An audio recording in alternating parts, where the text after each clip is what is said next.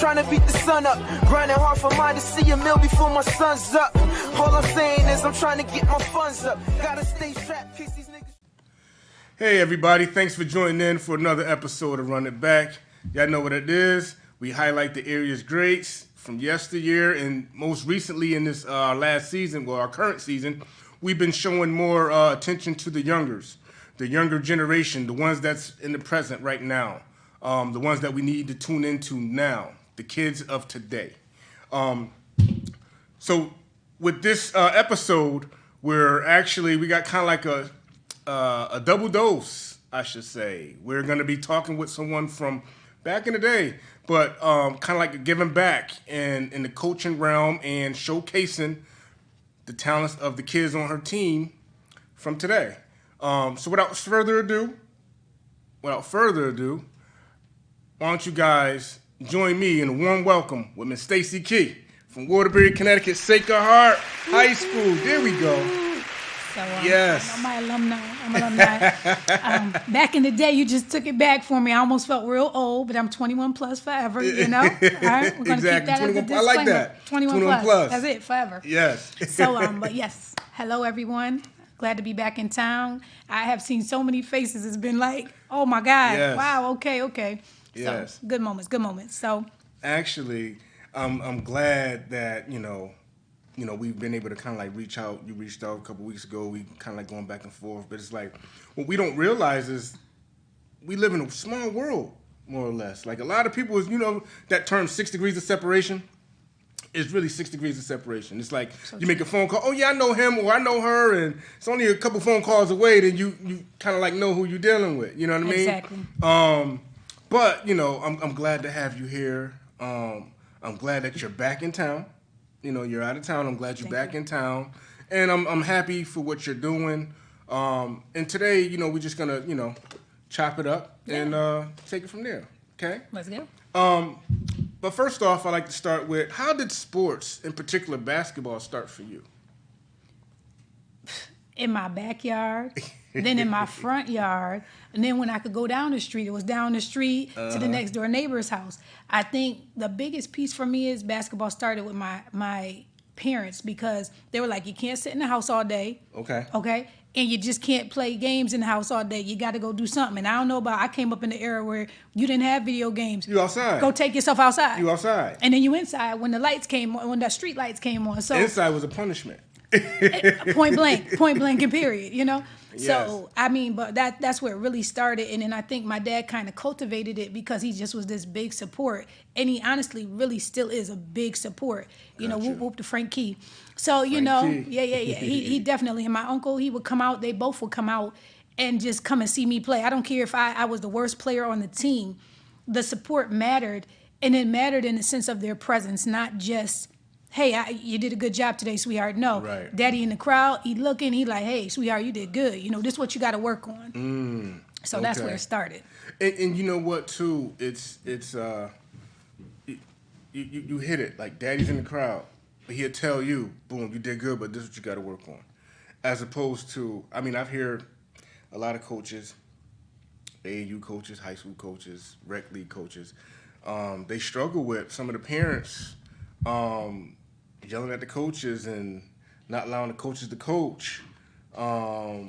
My son should be taking more shots or getting more playing time and stuff of the sort. So the fact that you had your dad kind of like watching from a distance, and then after giving you that feedback that you needed, you know what I'm saying? And I think watching from a distance, not a distance like away from the game, but watching and allowing you to play, allowed you to make those mistakes and allowed you to be comfortable playing ball. You know what I mean? Because a lot of times when you got somebody like that's scrutinizing everything you do, some kids, they get in the shell and they don't perform like they would in the backyard or at the park. You know what I mean? So it's good that he was, allowed you to play, and then all right after, hey, you did good, but hey, work on this. Yeah. That's key. And I think his passive aggressiveness or his willingness to allow the coach to coach. See, now we're in a culture where we got the fighting era. They're not playing basketball. Right. From the NBA to the NIL to the CIAA to any other league you have, they taken the game of basketball, which I love, and turned it into something that's almost like fight night. And it's like UFC fighting on the court. And the biggest thing that I find is that it's almost glorified. Yes. Like, some of our NBA Because players. they go viral. They going viral. And the craziest part to me is that those aren't even the best players sometimes, or they are the best players, but they're uncoachable. If you hear me tell my team right now, you can't go anywhere if you're uncoachable. And I say to my parents, if we judged your parenting how you judged our coaching, trust me, some of them parents would not make the cut. That's right. If my parent even attempts to come and cuss me out, listen, take your child. This is not the right team for you. Have a good night. Because the difference is that the experience that they're going to have on this team compared to any other team, yes, we're going to get fundamentals, but you're going to be able to play ball, and I'm going to set you up for the opportunity to, one, graduate from college. That's what I'm pushing for. And two, if you make it to the NBA, then listen, I'm 100% behind it. But if you don't, you still have a career to actually go on to and mentorship. Exactly. Wow. Yeah, a lot of our young boys don't have that. That's huge. You know what it is too? It's one of those things where it's the NBA is the end all be all. And I tell people too, I said, the NBA is not the only career you can have. You can go get a free education and then you can embark on a career in law enforcement. You can embark on a career in engineering. You can, all these different careers you can embark on from a free education that you don't got to pay that money back. But we all, a lot of the, younger generation. I mean, there was some in our generation too that was one track, yeah. NBA. Yep. You know what I'm saying? But the NBA is not the end all be all. That's not the whole. I made it. The made it is you got that free education. You got that piece of paper. Right. You know what I mean? And now you can do whatever you want. You know what I mean? You have that piece of paper, and then you have a career that you can embark on past basketball. Because you only have maybe 10, 12 years? Not even. I mean, the average NBA player, 4 years? Really? Yes. Really? It's like 4 years, so... I'll give you 5. I'll give you 5, because when you start, you got that little half a year, you can pick it to go again, But, Right. So to play professional, it's not like I think people base things on the anomalies, the LeBron James, the ones that was great, that had extended years of playing. But that's not the norm. And they weren't the norm. And they let's go again. I just said this, and my kids can tell you this, my own biological children. I said, you can't be the greatest and not do the greatest things. Ooh. These kids don't want to come to practice. Oh, man. I don't know how many times I done said, I don't care if we lose. If you are not in practice, sit down. Man. I don't need you to play. Because now we have parents telling their kids, oh, you don't need to go to practice. So what we have now is a built culture on showtime at the Apollo, and then you get on the court and you can't work together to even give a bounce pass because you don't know what a bounce pass look like because you don't watch somebody else do it totally different. But the thing is, you can't be the greatest if you're not willing to do the greatest things. And that's that preparation. Yeah. The greatest thing is preparation. Here's one, whether it's in the classroom. Because we skipping past that. You got to pass. You got to get, a certain GPA. You got to have a grade point average of a certain level. And here's one, when you get to a next level of playing, if you make it that far, you got a playbook. You got to be able to read that. I don't know how many times I have had the boys, and this is like, this is a coach's epitome of, you want to scream? Okay, Yes. Okay, all right, I didn't scream. Those boys don't even know how to read, let alone read a play. Oh, man. Book. Okay, let's go classroom. You can't even sit in the classroom for an hour, let alone in a game you're like ADD on the basketball court. Oh, man. And the coach talking to you. You all over the place. Everywhere. Okay. I'm here. And what it is that these kids have now developed the ADD of basketball. We get on the court, we doing all these fancy moves, and you might have made it. You might have just made the shot. But let's not go and sidetrack it. You're not winning the game. You're only doing but the bare minimum. And like you said, there's nothing after it. Right. So now I see those same great players right there doing whatever else, but just not doing what they're meant to do, which is actually have a career. We're not setting these kids up for anything. We're setting them up for failure. That's true. We can go on that, forever. You know what I'm saying? I want to come back to that though. All right. But I want to start too is, how did you end up at Sacred Heart. What was life before Sacred Heart and into Sacred Heart? Ooh, life before Sacred Heart. My parents just believed in the education, and they actually believed that this is what it's going to take for us to get her where she has to go. Mm-hmm. So my parents really set me up for success. Got you. So some of my kids, to go along that line, I sponsor them, or I have other people sponsor them to put them into private schools so that they have an opportunity to be in an environment to not only play, but to also learn. Got you. For me, my parents set me up for success. In turn, I set my children up for success. It's generational. It's a generational thing. There you go. See, if you can't give what you don't know sometimes. And a lot of the people that encounter me, they don't know. Now, this is my job as coach, because you don't just coach on the court. You don't just coach on the field. You coach off the court and off the field. Coaching life. A lot of these kids will never see this opportunity. That's why I took the opportunity to fly all of my whole entire team up here on a plane. Some of them will never, ever have this opportunity again. But this is the one time I'm going to tell you, this is what it's meant for. This was meant for. Coaching, this is what it is. So school, grade school, started St. Lucy's.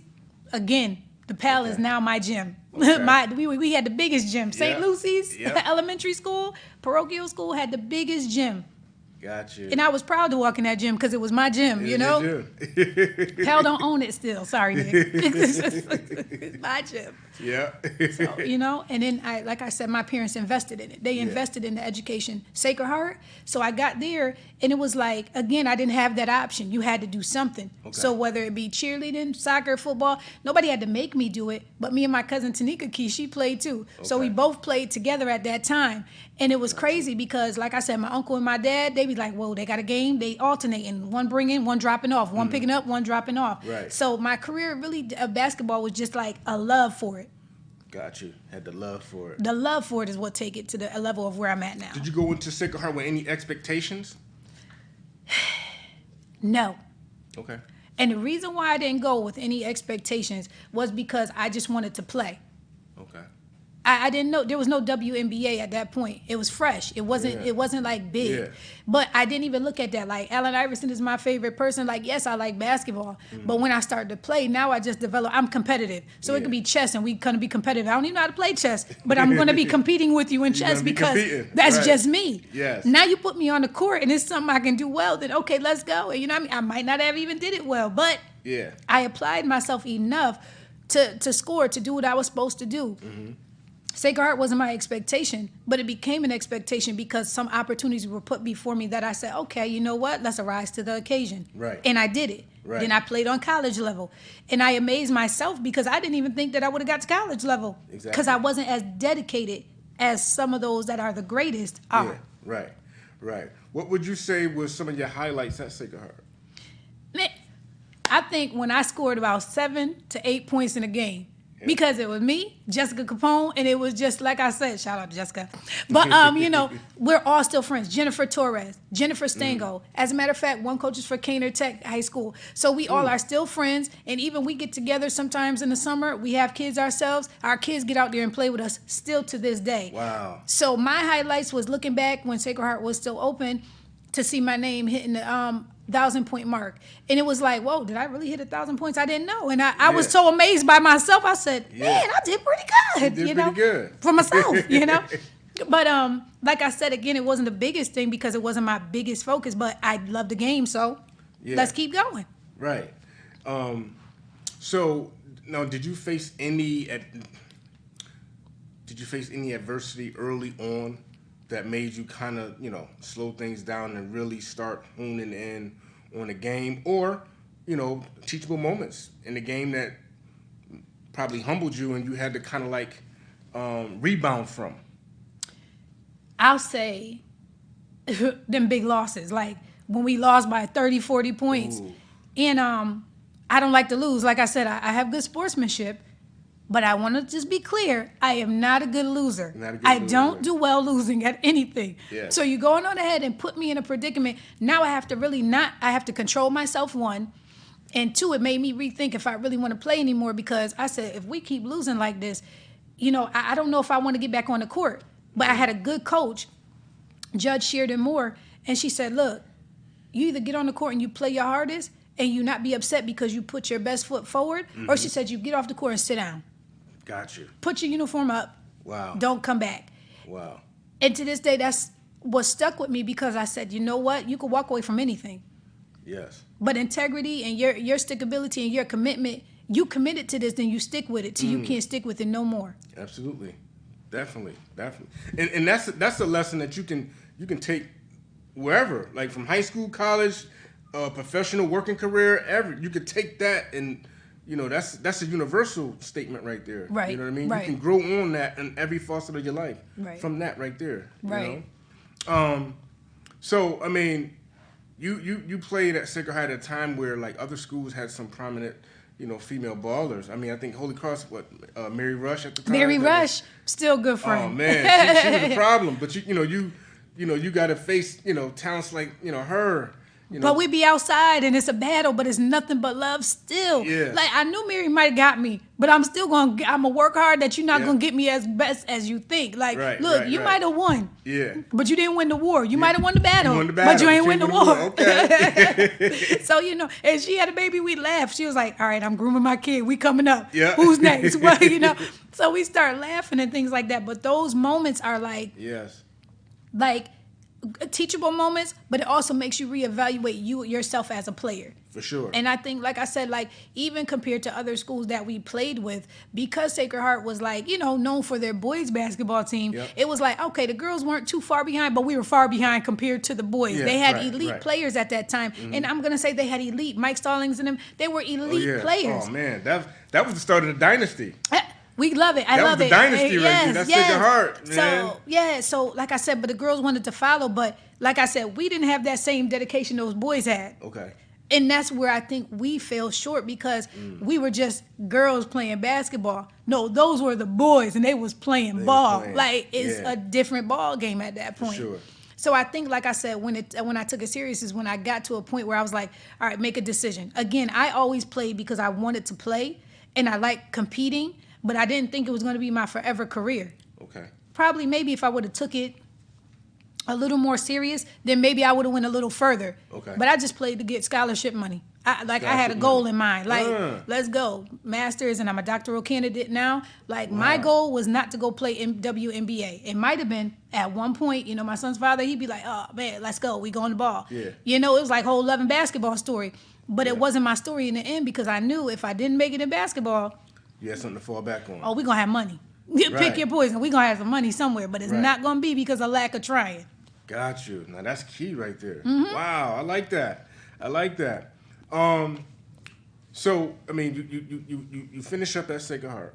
Yes. How did you said you went to UNH. So I got to UNH after. UNH? No, I went to UConn first. UConn first. Okay. And I went to be a walk-on. But instead, I was a walk-on. I was amazed at myself that I made it on there, right? Oh, man. UConn Stores, Connecticut. Okay. But then I didn't make the cut. I started hanging with the wrong people. Mm-hmm. I didn't make the grades. And then this is what I try to deter people from is that I started dealing with the dude on campus, and he was selling steroids on campus. Oh, man. And then I almost ended up catching a charge. And he said, no, she didn't know nothing about it.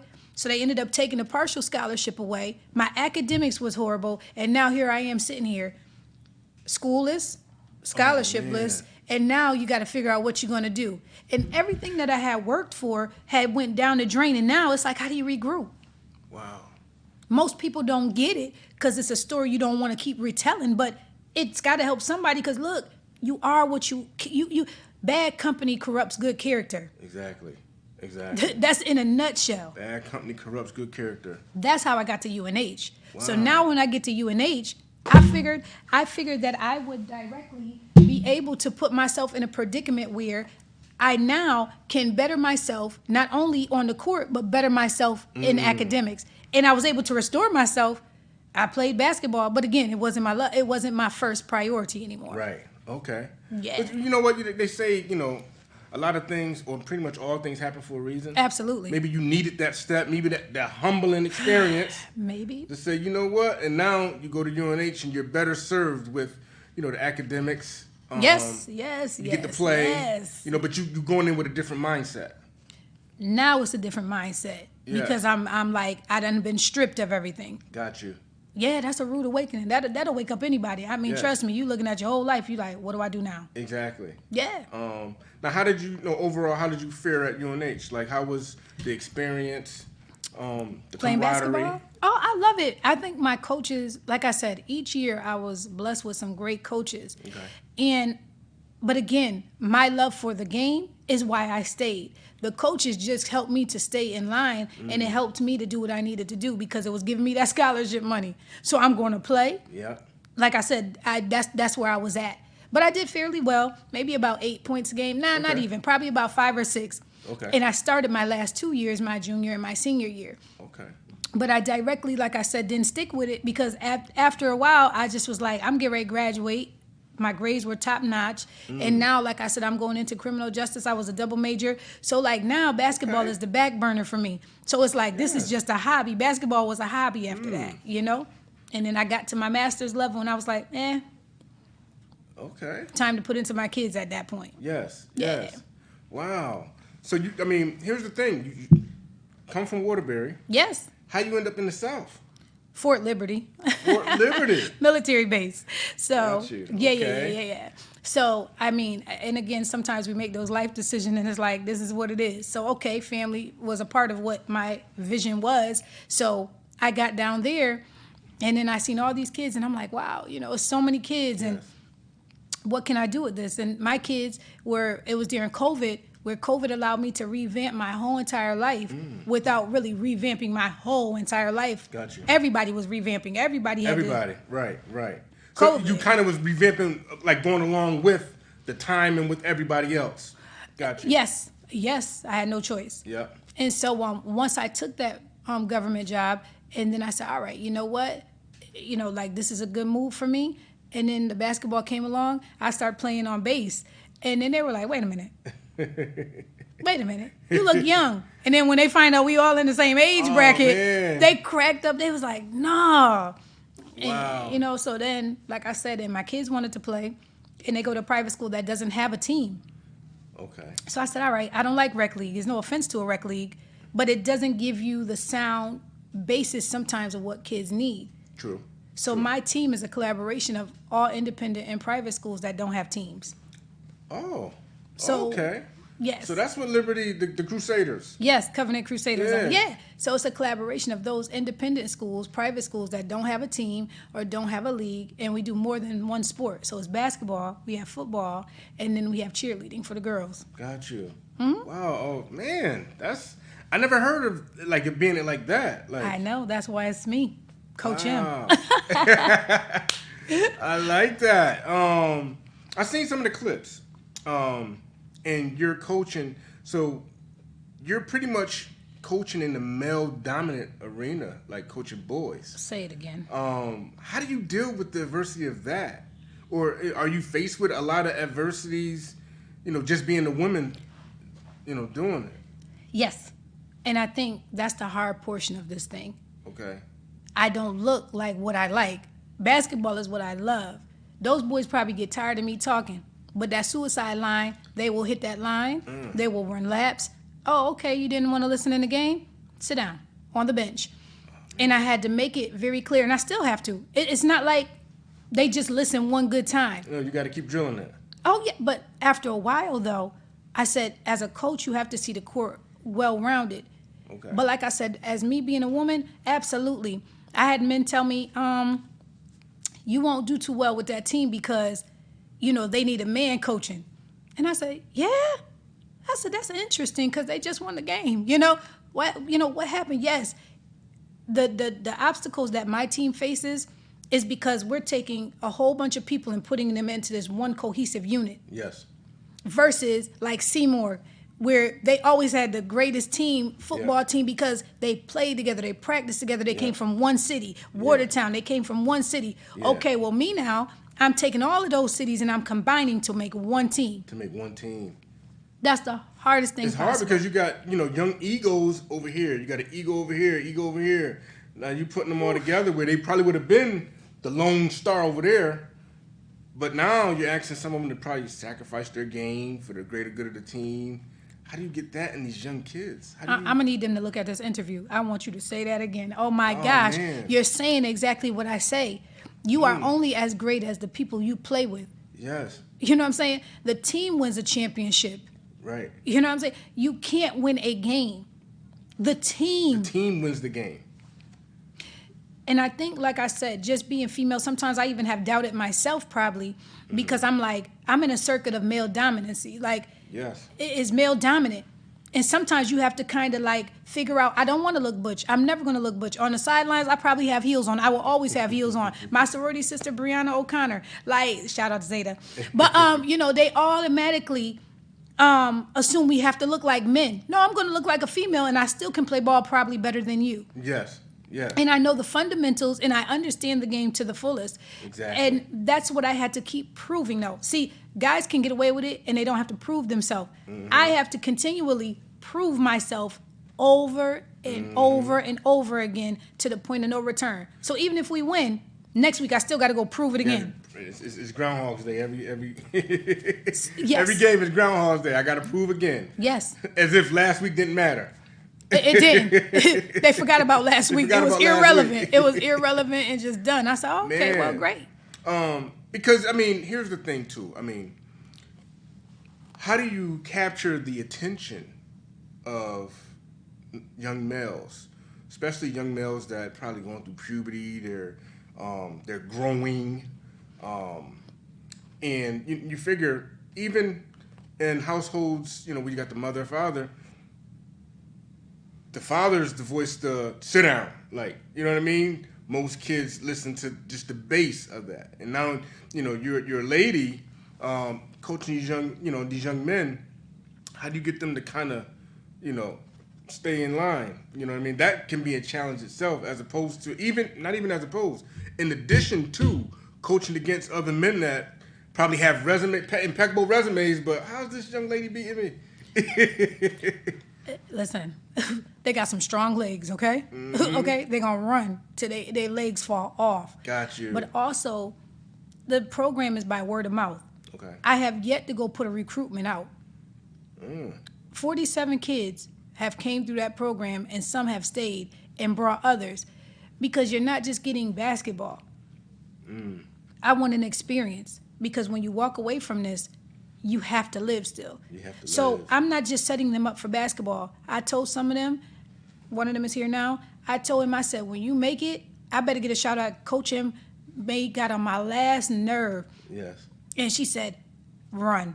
You understand what I'm saying? Because now that makes me the coach of who I want to be. I want to be that voice in your head. When you get ready to go do something crazy, Coach M going to get me. Yes. Coach M gonna get me, and I'm not gonna be able to like even walk tomorrow because she's gonna make me run till I drop.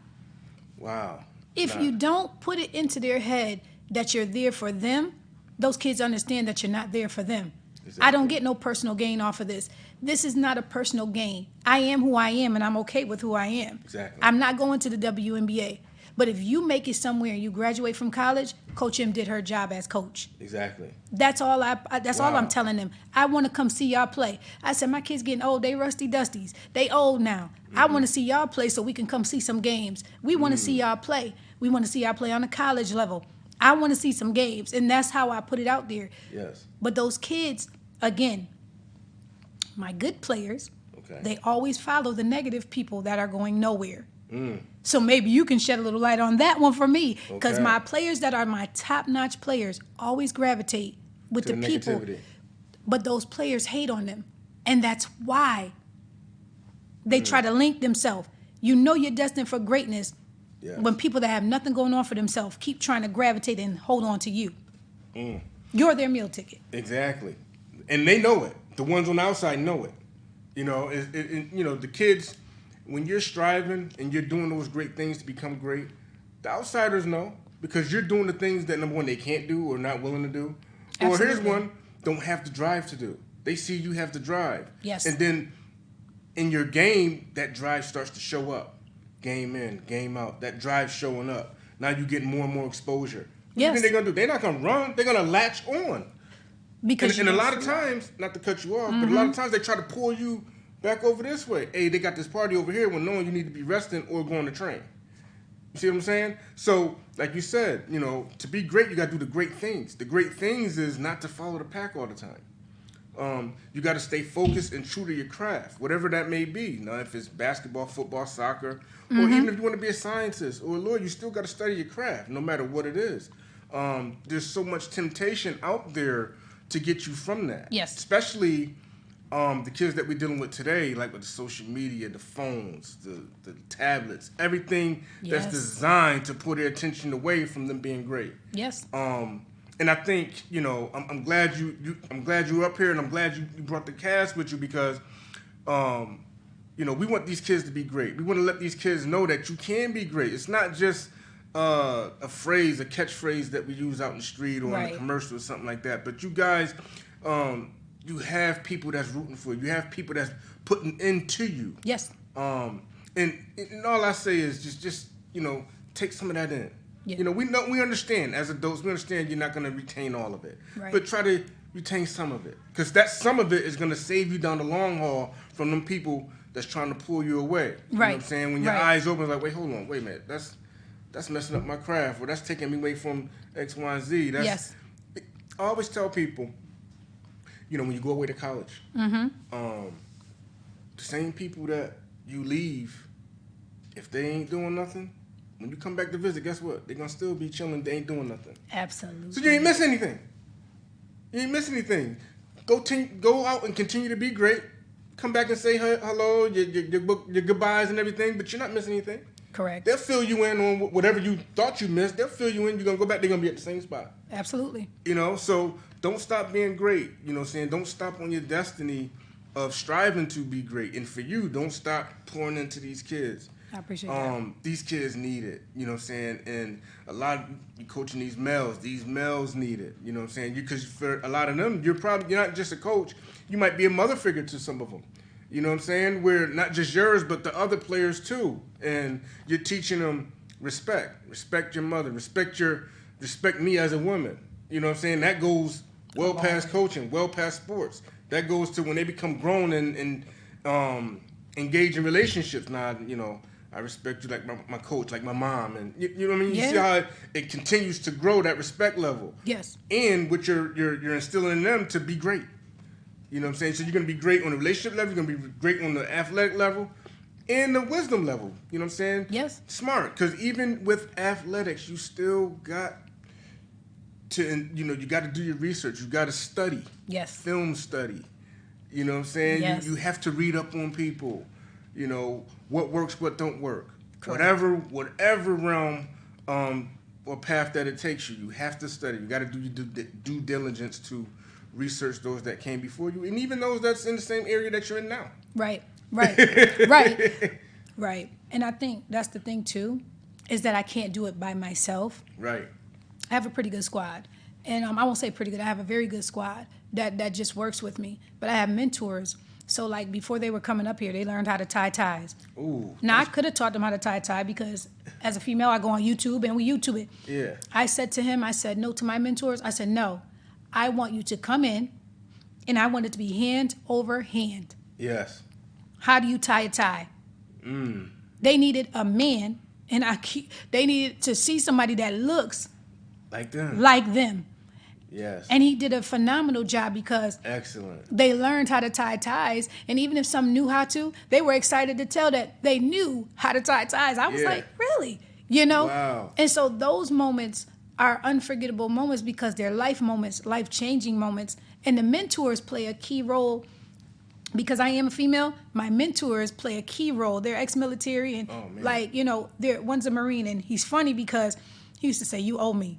Like, them boys knew as soon as he said, "You owe me," they was dropping down and doing 50. I said, "Boy, you gonna kill them boys." He said, "Oh no, they'll live." He said, "Cause they owe me." You know, you throw a crazy 3-point shot. He in the crowd. He said, "You owe me." They like on the sideline, 50 push-ups. Nice. Yes. Nice. So it takes a village, and I'm a firm believer that the village is what we're missing in our culture today. See, we came up with the village. Because if you was cutting up outside, somebody gonna call home. Somebody gonna check you first. Somebody outside, a parent over here, gonna see it. They're gonna check you. Then they're gonna call home. Yes. To let home know what you're doing out here. And when you get home, you're gonna get it again. Scary. It used to be scary. It was scary. But you wasn't gonna cut up like that. And you ain't get away with it. You ain't getting away with it. Ain't nobody gave you a video game after you done cut up. No. That's That's good flashbacks. I don't know Yes, about you. yes, I learned yes. how to behave at Yes, some it point. is. You know. Well, Stace, man, thank you for tuning in and barking, and you can spit some gems just on the knowledge level of basketball and life after. You know what I'm saying?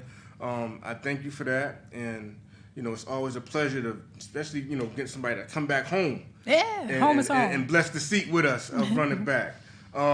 Without further ado, man, I thank you and I appreciate everything that you're doing. Shout out to Fort Liberty. Yeah. Yeah, Fort Liberty, Faye. It used to be Fayetteville. It's Fayetteville. Fayetteville. Okay. Yes. So shout out to them. Hey, this is part 1 of our running back doubleheader. So stay tuned.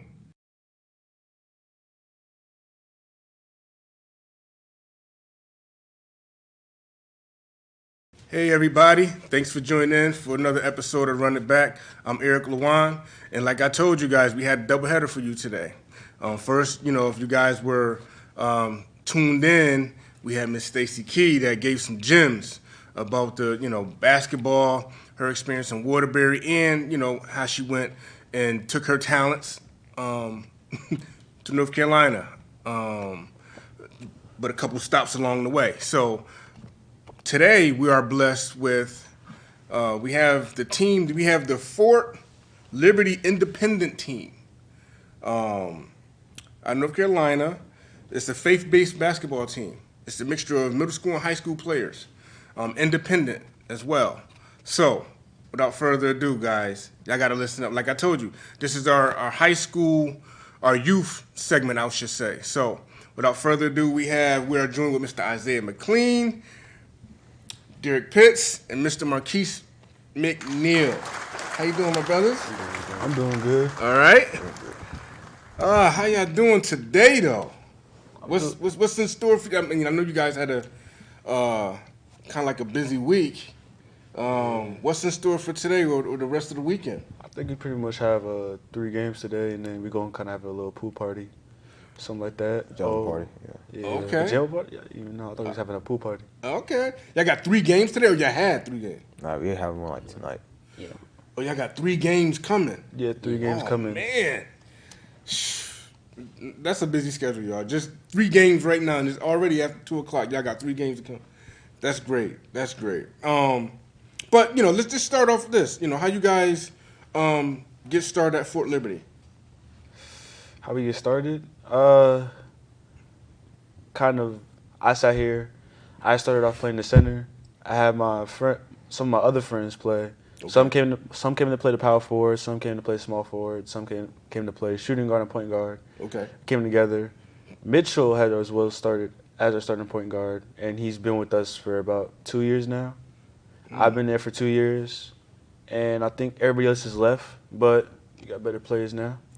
Gotcha. One right here and another one right here. Gotcha. How's everything looking for you? Good. You the feature guy. So how's it looking for you so far though? How how do you see it? What, like a team? Yeah. Being part of the team. Being part of the team, it's pretty good. Ain't really nothing for it, but just proud of some of my teammates for real and doing good at things. Like, what position you play again? Center. I play, point guard, small forward, but since the team's a little smaller, I stick to center. Okay. I play shooting guard. Shooting guard. You point guard. Okay. Or small forward. Small forward. Okay. So let's back up a little bit. Now, as I said, this is an independent basketball team, y'all. So it's comprised of middle school and high school. So Isaiah, what grade you in? I'm in 8th. Isaiah's in 8th. Jared, what grade you in? I'm in 11th. 11th. Marquise? 10th. 10th. So this is a mixture right here of what we're the guys that's right here of middle school and high school on this team. So I mean that's crazy. Like, you know what I mean? Because for me, I'm like, what, is this the AAU team? No, it's the independent league. This is the independent team, which is awesome, and it's faith-based. So that's great. You got to keep the God in it, the word in it. You know what I mean? That's great. Are you guys comfortable with everybody on your team? Like, do you guys feel like you're building great camaraderie with your teammates? Yeah, I feel so. I feel we getting closer as a team, as well as on the strip, we came closer than we Okay. were before then. Okay, nice. How would you rate your level of competition? I haven't seen our competition yet, but from this year, Yeah, this year, just this year. this year, Yeah. I give them a 7 out of 10. 7 out I of feel 10? like we could have done better, Okay. and we could have beat lots of the teams that we lost to. But Yeah. It's growing pains too. yeah. You know. Wow. So Isaiah. We got like a little running joke. I told him I was gonna get him the whole time. But how would how's everything going for you? How do you feel like you fit in with the team? I feel good, I feel like I could be myself. I could compete my dreams, Okay. have a good scholarship. I feel Nice. good about that. You feel good about that. And that's great too, you know what I mean, to be able to follow your dreams and get a scholarship and, having fun too, right? What would you say your strong suit? Like, what's your strongest aspect of the game? Ball handling, shooting, distributing, what would you say? I would probably say ball handling. Ball handling? I've been doing that. I wanted always to have good ball handling since I was little. Okay. And shooting, I'm okay with that. I'm Mhm. not very a good shooter, but after all, I'm very good with ball handling. Very good ball handling. Okay, awesome. Derek, what would you say? Now, you're making a normally you would be a point guard, small forward. Yes. But you're sacrificing that to be the center. Is Yes, that a I am. huge transition for you? No, because to be honest, I already know how to play center because I've been playing center for some teams now, but I'm more of a point guard, small forward. Okay. See, I'm good at ball handling and finishing. I can also shoot as well, but Mm-hmm. I got stuck at the center, so now I'm more of rebounding instead. I can still grab boards though. Okay. I can do a little bit of everything. Okay. Now, is there moments when you grab that rebound, you go coast to coast with it? Yes. Okay. I have done it a good couple times. Okay. I have a good couple putbacks. Yeah. I'm trying to get that alley though. Trying to get the alley. Trying to get the You alley. got to feed him the alley. They gotta feed me the alley. That's what I'm looking Yeah, for. you got to feed him the alley. Feed the big man. I get up there. Marquise, I mean, what's your strong suit? shooting Shooting. and ball handling. Yeah. Oh, you got some dribbles too? Yes, Rod Dillingham. Next one. Okay. All right. Nice. But Go ahead. my first game I played with the Covenant Crusaders, I dropped 20 points with just shooting. Just shooting. Yeah. Oh, okay. You got that deep from three? If we be honest, no, not really. But just 3-point line, yeah, I'll make it. Okay. All right. Now, who has out of the three, or even somebody on your team? Do you guys focus on that mid range shot? Mitch. Mitch Mitch? will probably focus on it more than anybody. I'll be second most. I take the second most by the Mid-range? mid-range, yeah. But Mitch takes the most out of everybody. Okay. What people don't realize a lot of times, especially in the open court, that mid-range shot is one of those shots that's almost always open. You know what I'm saying? Because most players step out to the three. Naturally, we want to jock the three or bailing down in the paint. But that mid-range is almost always open. Like when you running off screens and running to the baseline, running baseline to baseline, most people get behind that three-point, get behind that arc. But you curl up to that elbow inside that three, those mid-range shots is almost always on every level too. You know that. So if you can, that's just if you can perfect that mid-range. I know now they go into the analytics of wanting people to jack a lot of threes and everything. But if you can perfect that mid-range, man, because when you break somebody down, you might not be able to go all the way to the donut. You got these mountains in front of you. You might have to pull up that mid-range shot. Perfect that, you'd be money. You guys got a game today. Well, no, you got 3 games today. Yes. It's actually 2, but Do y'all know who y'all playing?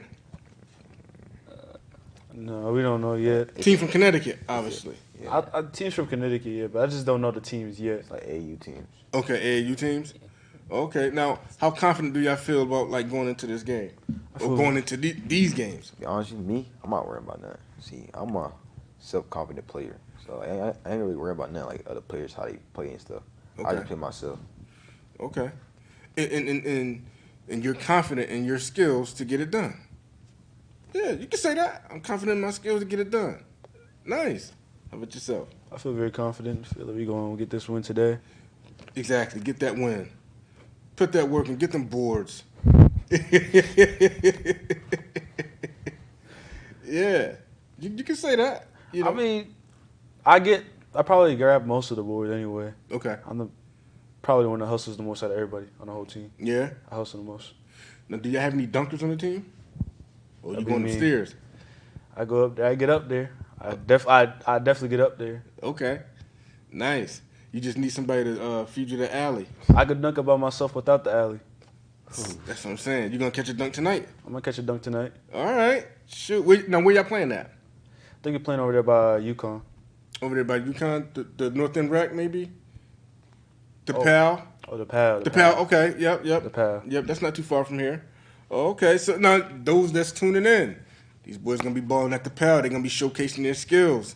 You got to come check them out. They're going to put that work in. What you bringing to the table tonight? I think I could make a couple shots, a couple Okay. threes. You know, Yeah, I feel really confident about this. feel confident, right? Now, let me ask you this. Now, would you be playing in the same game as these two brothers right here? So you'd be on the game before them, and then they're, okay. Yeah. Okay. But you practice with them, I'm sure. Yeah. Okay. Nice. Now, who's the fastest on the team? That'll be me right here. You got some jets? I got some jets. Okay. Nice. And you the shooter. You the ball handler. Yeah. Okay. I'm glad that you guys are, doing your thing. I'm glad you guys are up here. And you got a chance to showcase your talent. Any fears going into the game? Nah, I ain't got no fears. I No ain't got fears? nothing. No. Nah, that's what I want to hear. No fears. That means you're confident. You're confident in your ability to get the job done. You're confident in your ability on your skills, which is key. You're gonna need confidence at every level of basketball, every level of sports, every level of life. You're gonna need that confidence. So keep that confidence. Win, lose, or draw, keep the confidence. You know what I mean? Like you said some games that y'all played earlier in the season, you could have won, right? Yes. But some things you could have done different. You know what I mean? That now you can work on. How do you guys feel about the next season? How confident you guys feel about your squad returning for next season? I feel like everybody's going to work hard like they did last summer. I feel like we're going to get the W's this time. Mm-hmm. We're going to do something big, Might go international. Okay. That's what we're hoping for. That's what you're hoping for. That's what we're going to do. Nice. So before we sign out, what message would you like to send to the people back home and the people here that as you get prepared to play in this game tonight? Games tonight. Just follow your dreams and do what you love. Follow your dreams, do what you love. Always have confidence. Always have confidence. To never back down. Never give up. Never back down and do what you're doing. Excellent. Hey, y'all heard that, guys. Y'all heard it. You know what I'm saying? Thanks for tuning in. And listen, tune in tonight at the PAL. Do you know what time the game start? Ooh, that's me. The game start at, I want to say, around 5:30 Yes. at the PAL. So tune in to these guys as they're gonna be putting in some work in the YouTube channel, the Covenant Crusaders Faye YouTube channel. I got it right? You got it right. Yes. Covenant right. Crusaders Fade. That's the YouTube channel. You can check out their games. They got a few games up here that you can see their skills. And one thing I will say as I'm watching some of the games, I like how y'all play off each other very well. Like I see, loose ball, y'all throwing it up. You know what I'm saying? As someone's crashing to the boards, y'all do the little dip through. So those are things that it look like it's coming natural. You know what I mean? That you guys got a natural type of cohesiveness that you guys that you got with each other. So that's great. You just got to build on that. Yeah. But anything else y'all want to add? Nah, I ain't got really nothing else. You got something? Go ahead. To always have God on your side. Ooh, we need that. And that's with everything. Yeah. Always have God on your side. If you ain't hear my man Isaiah, always have God on your side, man. I love that. Hey, guys, thanks for tuning in. Just another epic episode of Run It Back. You know what I'm saying? It's never short of amazing. You know, we get some history lessons, but today we getting the journeys of men as they're growing now. So continue to support our kids of today. You know what I'm saying? They're going to be great men of tomorrow. All right? Hey, I'm Eric Luan signing off. It's another great episode of Run It Back. See y'all later.